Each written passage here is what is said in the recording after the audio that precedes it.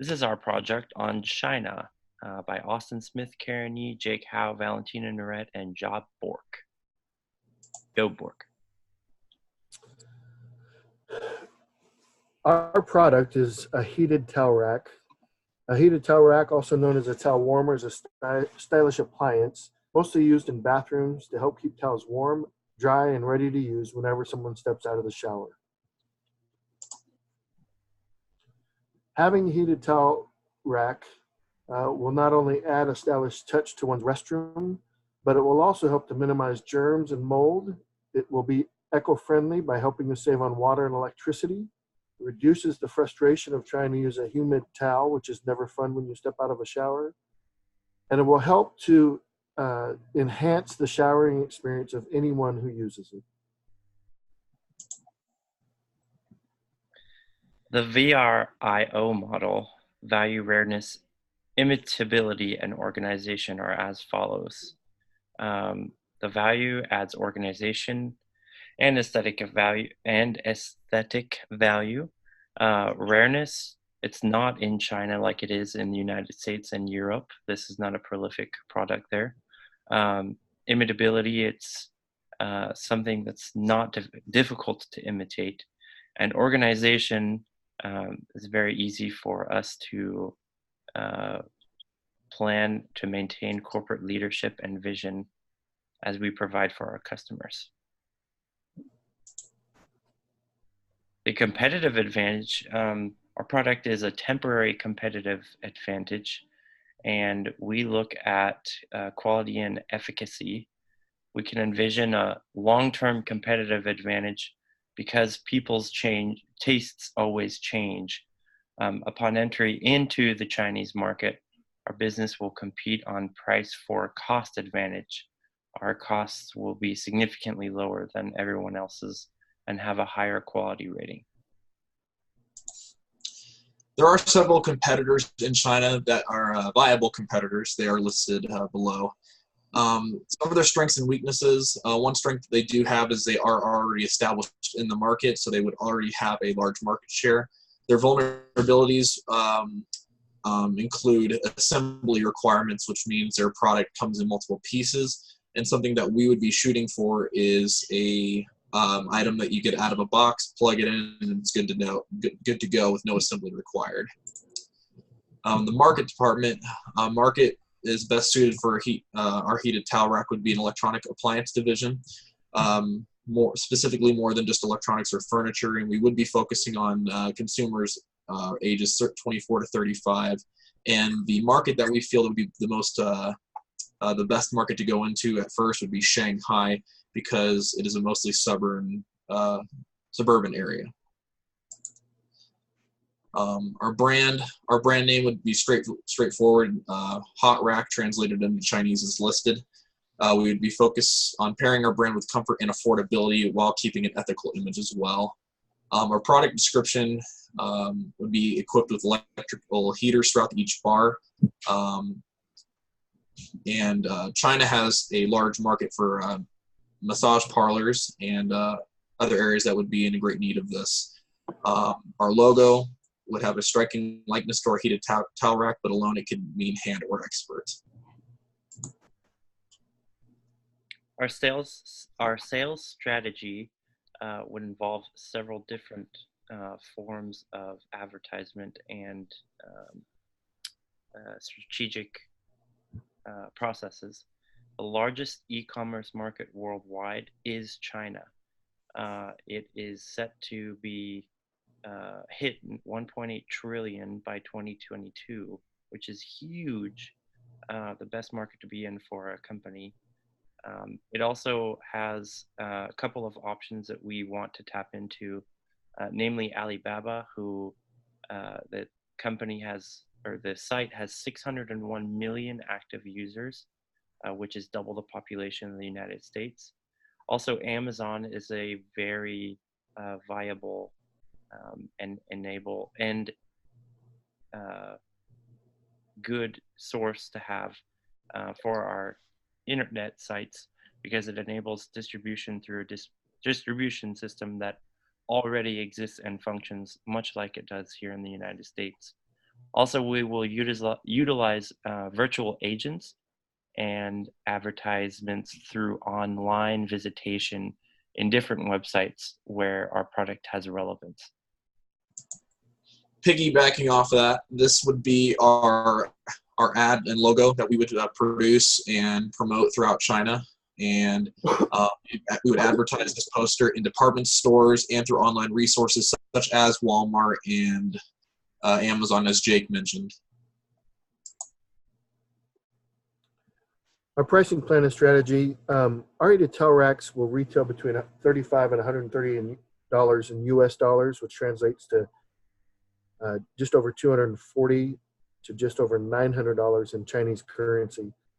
There'll be no minimum order quantity, and our pricing strategy for this line of products will vary from product to product, and it will we'll have products priced at a premium, a discount, and in parity with our competition, which will enable us to compete in all levels of the marketplace.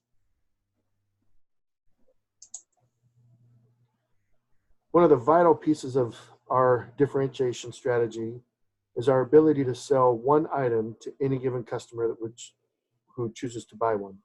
Our competitors most often require a minimum of anywhere between 10 items up to 500 items, which makes it difficult for a Chinese homeowner to purchase a heated towel rack and enjoy the benefits from it. We'll also have differentiation in that our products can be designed in different ways. They can be decorative to add to the chi of the bathroom where it is placed, and our pricing strategy will enable us to compete on all levels of the marketplace.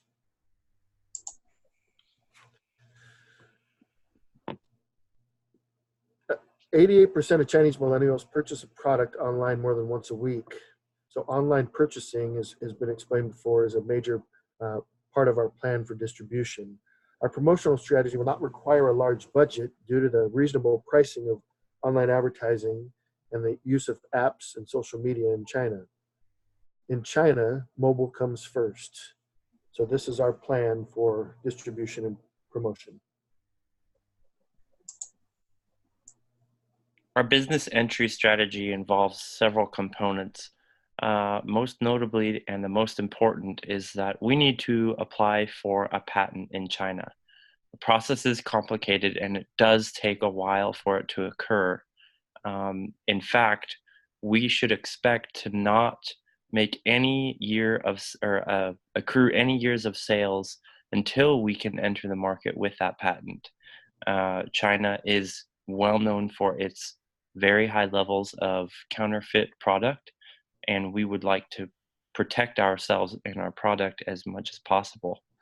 Labor and material costs are cheaper in China. Tariffs are higher when importing our product into the country, but they are still much better than a lot of other countries in comparison. A company in China will produce our product for us, which eliminates the fears of having high tariffs and importing our product.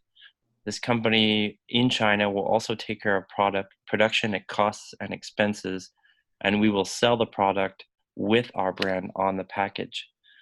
This option allows us to avoid tariffs, as mentioned before. Also, we can avoid labor and material costs in the United States, which, because of our nationality, would be the center of our company. And it allows us to produce with local companies who know the market and its consumers. Local agents that we work with who know the inner workings of China can help us to avoid red tape situations and be smart politically. Again, piggybacking off of what Jake said, the risks associated with our chosen method or having our product design stolen by another company due to the neglect of patent law. The way we will mitigate this issue is by ensuring that all contracts, designs, and plans are by the book in terms of registering them with the Chinese government and making sure that all of the things in our contract are up to date and by the book and by the code. By ensuring that all these contracts meet China's standard, this should prevent other companies from taking our design and selling them. The second risk associated with our product is the quality of the products that are produced. since China's labor is significantly cheaper than the United States, you get what you pay for in a sense, meaning that since we are producing a product that is cheaper than our competitors, we will have to make sure that the quality of our product is up to par. We will mitigate this issue by having multiple companies bid on our product to produce it and manufacture it for us and present us with a prototype, and then we will deem as a company which product we will decide to go with that would be the longest lasting and the highest quality for our customers. Our imports, should we decide to go with this, we analyze several different options as far as importing parts and tariffs. Our finished product consists of the wiring that we would use for the heating function located inside of the hollow metal tubing, complete with the plastic switches and knobs for heating options and complementary towels. We will import these, the towels themselves that come with the rack from 2 suppliers in Pakistan and India. Tariff codes most applicable to our import of towels would be under the code 41820 and some other codes, specifically those that apply to handkerchiefs and woven pile fabrics, which include towels and different types of blankets. Under these codes, the tariff rate is at 7 to 7.5.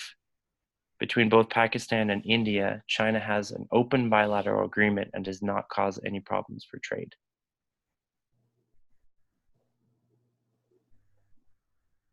Sourcing, based on our sourcing options and imported tariffs or trade barriers, the best supplier for our company is United Towel Exporters.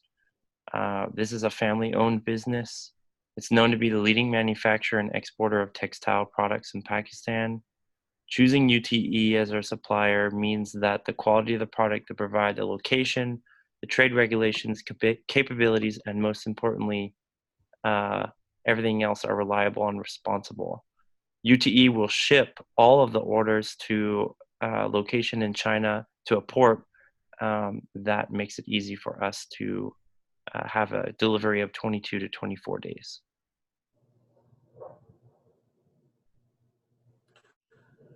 Our logistics plan, as Jake started to explain, will be that we'll use United Towel Exporters. They have a 600,000 square foot manufacturing complex in Karachi, which is only 18 miles from Port Mohammed bin Qasim, which will serve as the port of origin.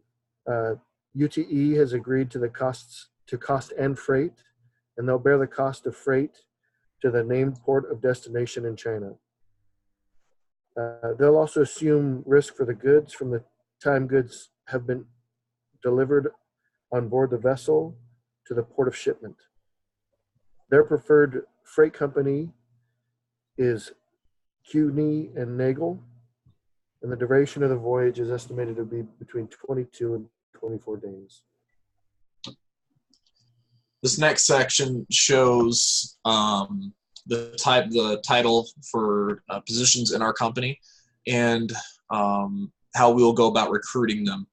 For most of our upper management positions, we felt it would be the best option to go with a qualified person who lives outside the country and bring them in. And as far as some of the lower level manager positions, we will hire locals within the country. Our expatriate compensation package is quite detailed so that we can make sure that we have the right people in the right place. Each expat will receive a 20%. All of this is based off of their salary in US dollars. They'll get a 20% premium for foreign service allowance, a 25% hardship allowance. Dependent education will give them a 10% allowance to help take care of the cost of education. And this will be for dependents of theirs that are aged between the ages of 4 and 18. Relocation assistance, we will help with the cost of moving the employee and their dependents' household goods, furniture, and personal items. Tax filing assistance will provide, the company will help them to file their taxes because filing taxes in a foreign land can be challenging, and we'll have the ability to assist with that. We'll also have a housing benefit that will be tiered. The first year, we'll give them a 30% premium, year 2, a 20% premium, year 3, a 10% premium, and then year 4 and on, there won't be a housing allowance. This will enable them to get established in the country and take care of their families.